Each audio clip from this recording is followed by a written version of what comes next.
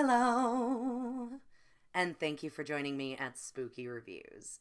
I'm the Ghostess, and I absolutely love Mystery Science Theater 3000. I watch it almost every day because it's kind of my go-to put it on right before I fall asleep programming. It combines two of my favorite activities, watching bad movies and making fun of them. What's not to love? Originally airing in 1988 on a local Minnesotan TV station, this series, whose core concept is spelled out pretty clearly in its theme song, updated for each cast change throughout its run, follows a human host and puppet pals as they ad-lib jokes over old monster movies and space dramas. When the show got picked up by what would become Comedy Central, they added a writing team, headed by future host Mike Nelson, who replaced its creator, Joel Hodgman, after he left over creative differences. After Comedy Central canceled it, the show got a new life on the Sci-Fi Channel, who continued to air reruns for years after it ended in 1999. Netflix briefly brought it back to life in 2017 for a 2-season run that gave it its best shot, but it's just not quite the same. The comedians behind the original series have continued to make riffing bad movies a full-time profession through groups like Cinematic Titanic, The Film Crew, and Riff Tracks, with the latter providing audio tracks for major blockbusters, the only way to watch the Twilight series. Ever since middle school, I have sought out this show wherever I could find it. I've never been a morning person, but I used to wake up at 7 on Saturdays just to catch reruns on the Sci-Fi Channel, and then go immediately back to sleep. I borrowed the box sets from my friends and rented the DVDs from the video store, but now, thanks to YouTube, just about every episode is available, and I have been able to watch and rewatch them over and over in the past few years. And as with all of my passions, I have to organize them into a ranking list. So, without further ado, here are the top 13 best episodes of Mystery Science Theater 3000. Number 13.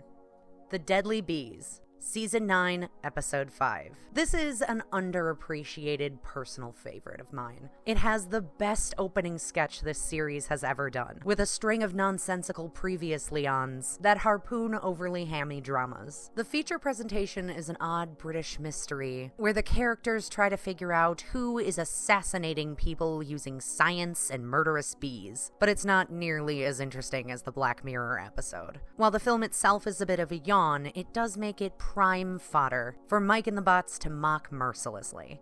It's one of those films that makes so many bizarre little choices in just its exposition, story, and characters that the technical issues just end up being icing on the cake. Plus, I always get a kick out of Crow T. Robot's Shakespearean sonnet dedicated to the chain-smoking, bitter bee farmer's wife. Number 12. Eegah. Season 5, Episode 6. You know how you have people in your life that you give gifts to, so you kind of latch on to the one thing you know that they like, and if it's, say, cats, everybody just gets them something with cats on it for their birthday or Christmas? I'm like that, but with horror movies. So there was many a year where a well-intentioned aunt or cousin would gift me with a DVD box set that included almost exclusively copyright-free horror movies from the 50s and 60s. So I actually owned like 4 copies of Eegah before I ever saw the MST3k episode. And I never really understood how it got classified as a horror movie. It stars my favorite Spectre henchman, Jaws, aka Richard Keel, as a prehistoric caveman who has a Beauty and the Beast style romance with a modern teen. It has a lot of problems with its editing, continuity, tone, pacing, exposition, with narration slapped on the end to connect it back to the Bible for some reason, adding to the overall what the fuck effect this movie has on your brain, which also makes it the perfect target for the Satellite of Love crew. Having seen this with and without the bots, this riff is made all the better, as it takes something very unwatchable and makes it pure gold. Plus, it's the origin of everyone's favorite MST3k reference. Watch out for snakes. Who said that? Number 11. Samson versus the Vampire Women. Season 6, Episode 24. Viva el Santo!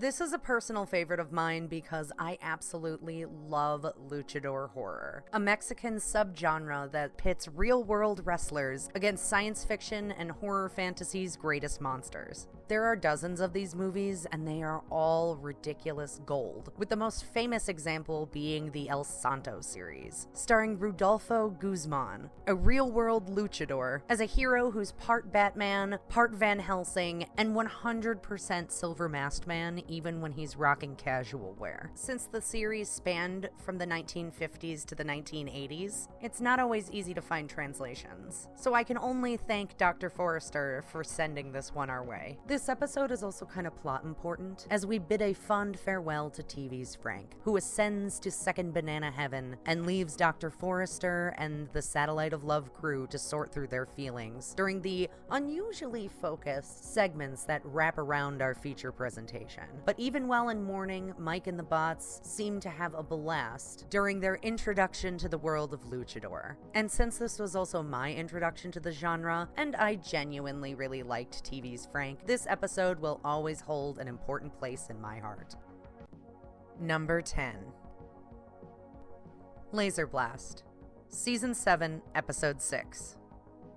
Are you ready for some football? This episode originally served as the series' first finale after being canceled by Comedy Central. This also, unfortunately, makes it the last episode featuring Dr. Clayton Forrester, as Trace Bilyeu, whose name I'm probably butchering right now, didn't return after Sci-Fi Channel bought up the show. And honestly, I think they went out with a blast.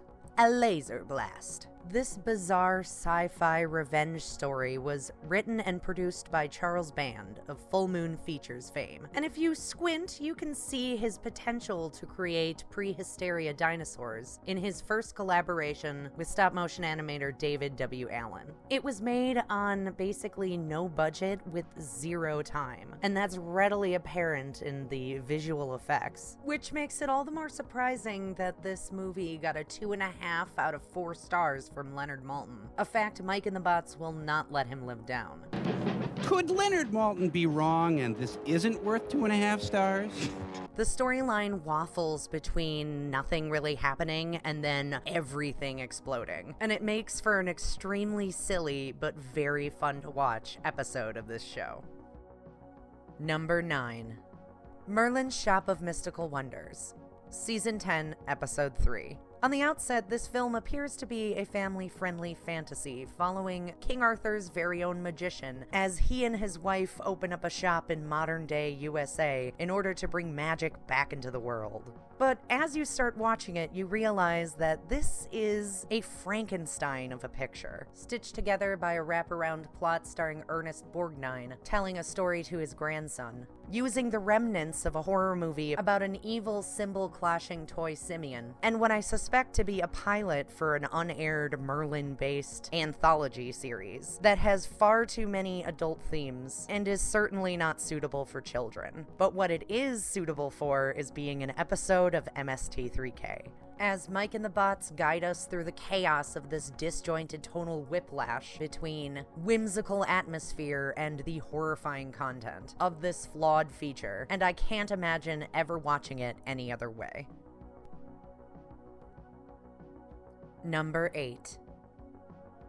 This Island Earth, Mystery Science Theater 3000, the movie, 1996.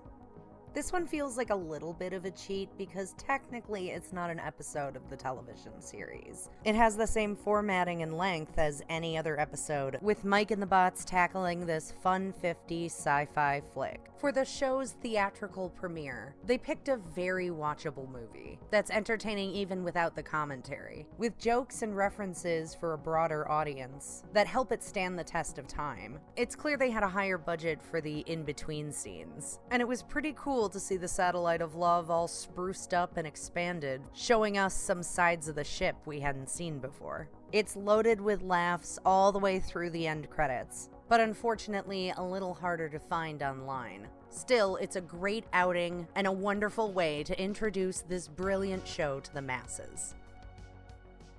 Number 7. Final Sacrifice, Season 9, Episode 10. Can a dweeby teen, a mulleted man of mystery, and a cartoon-voiced mountain man uncover a lost city before a cult of balaclava-clad muscle men? Well, this Canadian classic has an answer for you, and it's wearing denim from head to toe.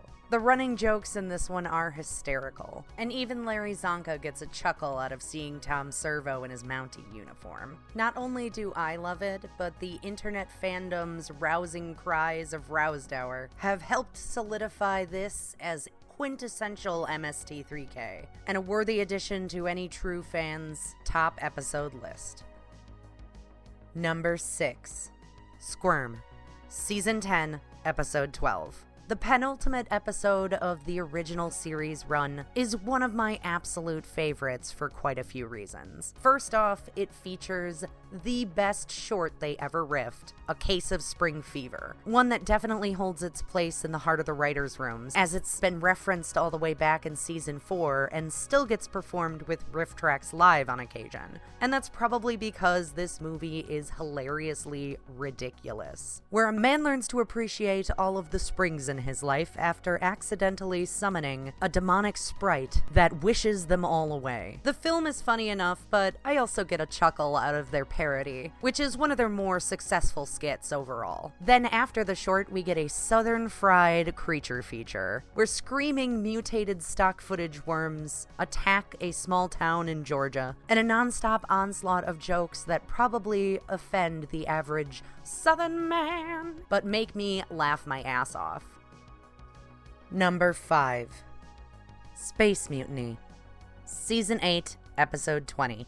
What if your local community theater tried to recreate an episode of Star Trek as an 80s aerobics video? Well, look no further than this classic episode of MST3k. With a spaceship that looks like it doubles as a water treatment plant, ridiculous costumes, and miscast actors, the crew has plenty to work with. The endless list of ridiculous nicknames given to our male lead. Flint, Iron Stag. Bolt, Vanderhuge. Blast, Thick Neck. Crunch, Butt Steak. Slab, Squat Thrust. Cracks me up every single time I watch it. And it's no wonder this silly space drama has been revitalized as riff tracks. Still, I find this version to be the best viewing possible. Number 4. Timechasers, Season 8, Episode 21. I once saw an interview with Mike Nelson where he said that the creators of this movie were actually really big MST3k fans and submitted their movie themselves, and they were initially thrilled to find out that they got picked for an episode until they heard what Mike and the bots had to say. So maybe he's going into the house to meet the real hero of the film. Maybe. Okay? Next, we're going to see the real hero of the film. Coming up. Down! Jeez. Featuring a dweeby lead in a Castleton t-shirt with a biplane that travels through time. This movie is very watchable even without the riffing, but the episode is loaded with jokes Chimney sweeps took over the future. that go nicely with the over-the-top cheese. You just wait until you see all this electronic equipment. Don't you guys? With this action sci-fi adventure romance. Not only that, but we get one of the better wraparound plots, where Crow goes back in time to try to save Mike from a lifetime of mediocrity and ends up changing the timeline, replacing Mike with his chain-smoking brother and turning Servo into a sycophantic ashtray. While the riff tracks one is still very funny, the original episode will always get me to laugh out loud. Number 3. Manos, The Hands of Fate, Season 4, Episode 24. This episode truly introduced the world to the world's worst movie. The writer, director, and star of this movie made a bet with a friend that making a movie isn't as hard as Hollywood makes it seem. And while he did technically meet his end by making a movie, I can't exactly say he won the bet.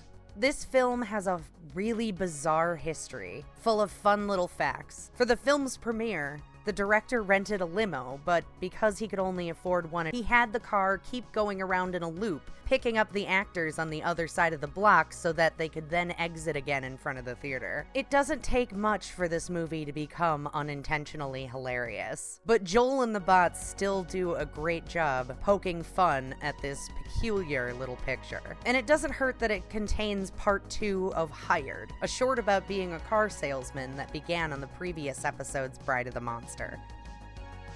Number 2, Werewolf, Season 9, Episode 4.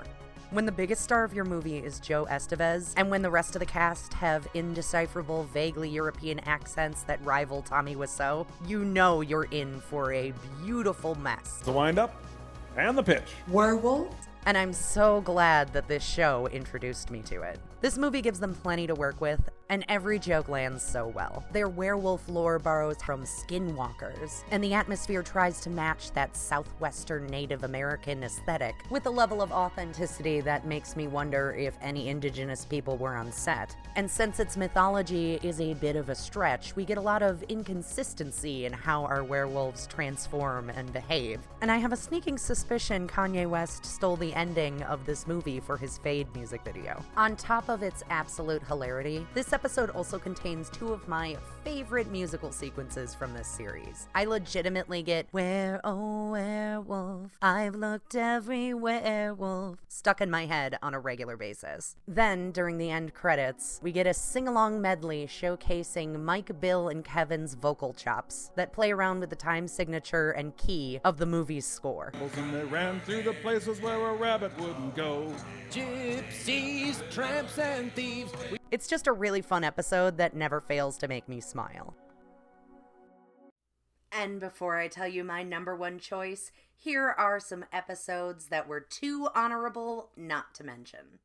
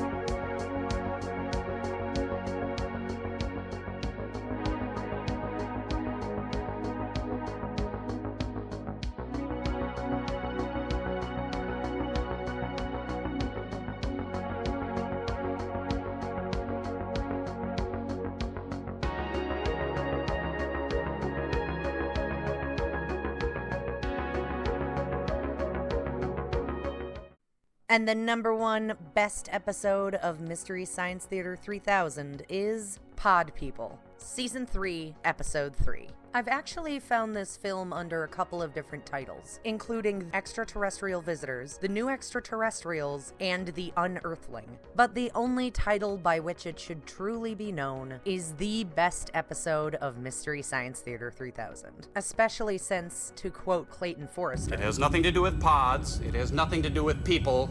It has everything to do with herding. originally an alien invasion horror movie, this early 80s picture got retooled in order to cash in on that sweet, sweet boy in an alien ET craze. So it ends up being part whimsical adventure, part sci-fi slasher, and many parts tonally ridiculous. If I had to introduce this show to the uninitiated, I would start with this episode, because every single joke lands for me, with impeccable timing, great voice work, and several running jokes that live in my mind rent-free. Lisa. Chief. McLeod. Their recreation of the movie characters' recording session is one of my favorite segments of all time. And the Trumpy you can do magic things sequences, one of the zaniest non sequiturs that one must witness to believe. The movie is off the charts ridiculous, but the comedy is on point. And it all comes together in such a perfect blend that it had to be number one on my list. It stinks. So those were, in my humble opinion, the 13 best episodes of Mystery Science Theater 3000. If you enjoyed this video, please like, share, and subscribe. Follow me at Spooky Ghostess on Twitter. Let me know in the comments below if I missed any of your favorites. And join me next time for another spooky review. See you then, and boo for now. In the not too distant future, next Sunday AD, there was a guy named Joel, not too different from you or me. He worked at Gizmonic Institute, just another face in a red jumpsuit. He did a good job cleaning up the place, but his bosses didn't like him, so they shot him into space. We'll send him cheesy movies, the worst we can find, la la la.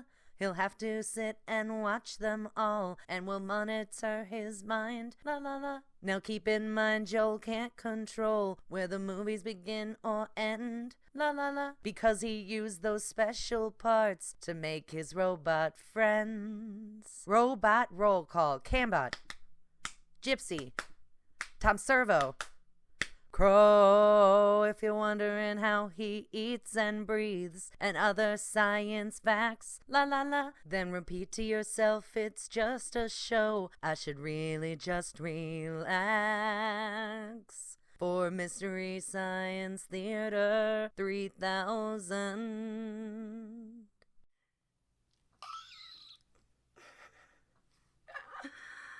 Let's try that again.